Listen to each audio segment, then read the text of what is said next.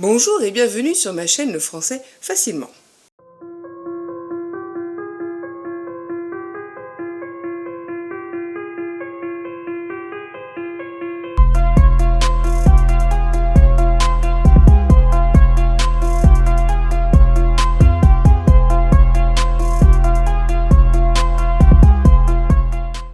Aujourd'hui, nous allons parler de l'énonciation.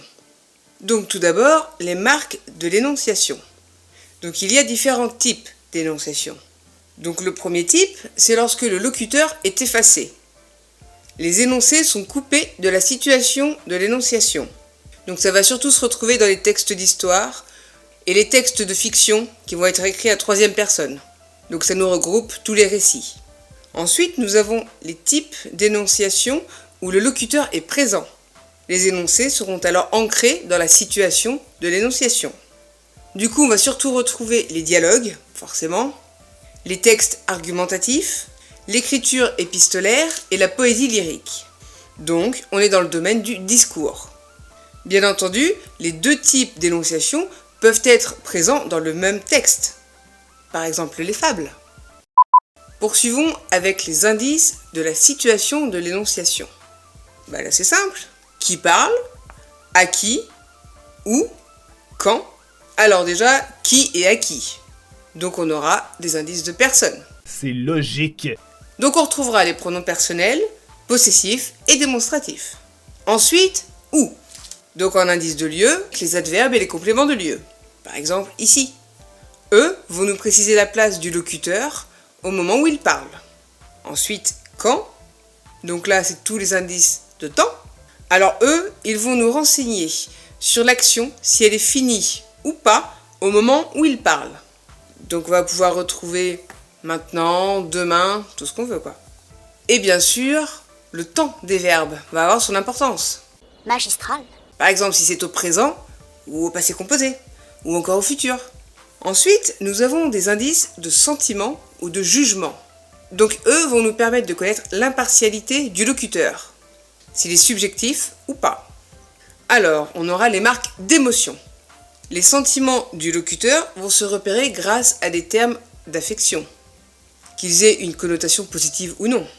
Et bien sûr, l'intonation qui va aussi beaucoup nous renseigner. Et les différents types de phrases qui vont mettre en lumière ces émotions. Ensuite, nous avons les marques de jugement.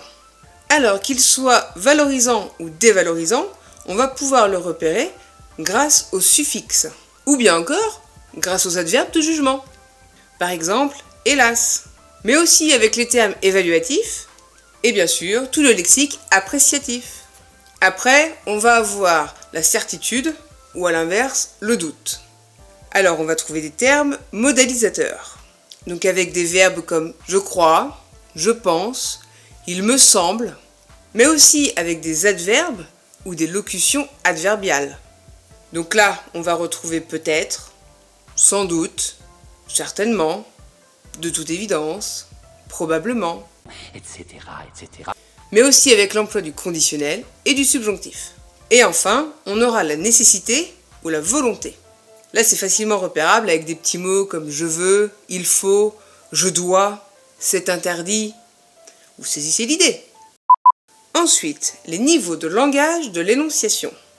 J'en ai parlé dans une précédente vidéo sur les niveaux de langage, les différents types de langage, donc je ne vais pas trop m'attarder là.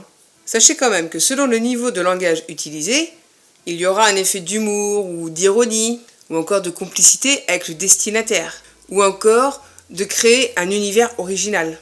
Donc, le niveau familier, on y retrouve quoi? Du vocabulaire de la vie quotidienne, des termes familiers, C'est logique. des répétitions, des ruptures de construction, des ellipses, la suppression du petit mot ne de la négation, par exemple, ou encore des métaphores, des périphrases, et des expressions toutes faites, comme « il s'est barré ». Donc c'est du langage qu'on pourrait retrouver dans des conversations entre amis, par exemple.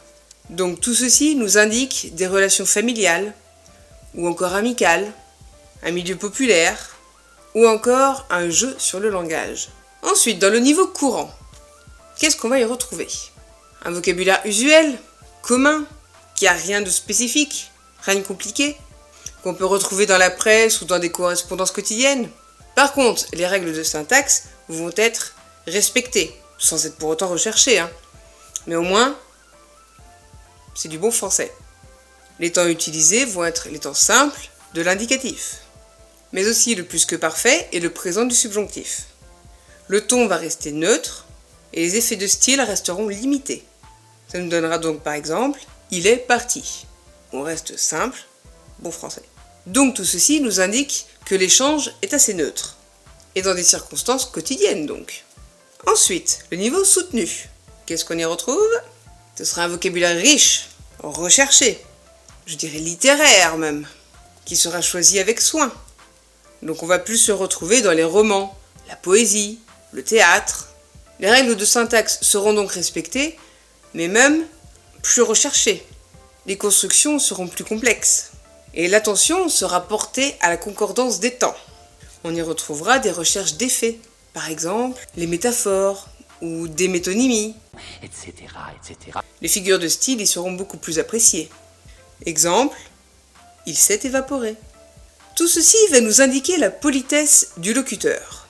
Ça révèle donc un niveau élevé du milieu socio-culturel et la déférence du locuteur. Donc, il témoigne beaucoup de respect au destinataire. Ensuite, nous trouvons les discours rapportés. Là, c'est simple, c'est lorsque l'émetteur s'efface pour ne rapporter les paroles d'une autre personne, ou personnage, hein. Donc dans un récit, un roman ou encore un reportage.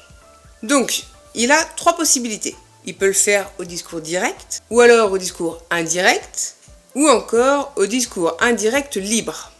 Donc, commençons avec le discours direct.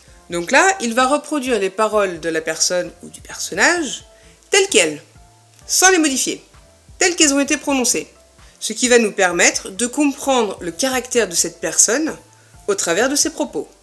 Ce discours va donner de l'authenticité et de la vivacité au récit. On va y retrouver donc toutes les marques du discours.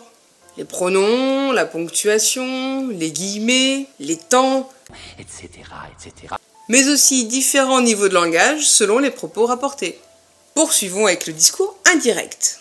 Donc il rapporte les propos avec un verbe d'introduction, suivi donc d'une proposition subordonnée. Du coup, les temps et les personnes changent. C'est logique. Et bien sûr, on ne voit plus de guillemets. L'émetteur va donc reformuler les propos. Alors ça permet de se mettre à distance du moment de l'énonciation, ce qui permet d'atténuer l'authenticité du discours. Les adverbes de temps et de lieu vont donc changer. Demain deviendra le lendemain, par exemple. Et enfin, le discours indirect libre. Alors déjà, c'est pareil que le discours indirect, forcément, mais par contre, il va rapporter les paroles, mais sans indiquer les changements de situation d'énonciation. Cela permet de garder l'expressivité des propos, grâce à la ponctuation et au niveau de langage du coup.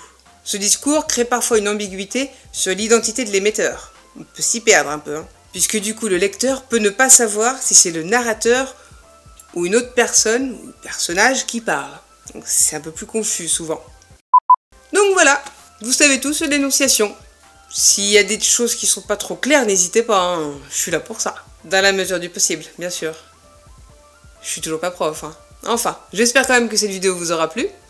N'hésitez pas à mettre un petit pouce en l'air, ça fait plaisir. Un commentaire si vous avez une question ou quoi que ce soit, ou un sujet dont vous avez besoin. Et bien sûr, partagez pour faire connaître, c'est le mieux, hein. Et abonnez-vous si ce n'est pas déjà fait. Bonne journée, à la prochaine.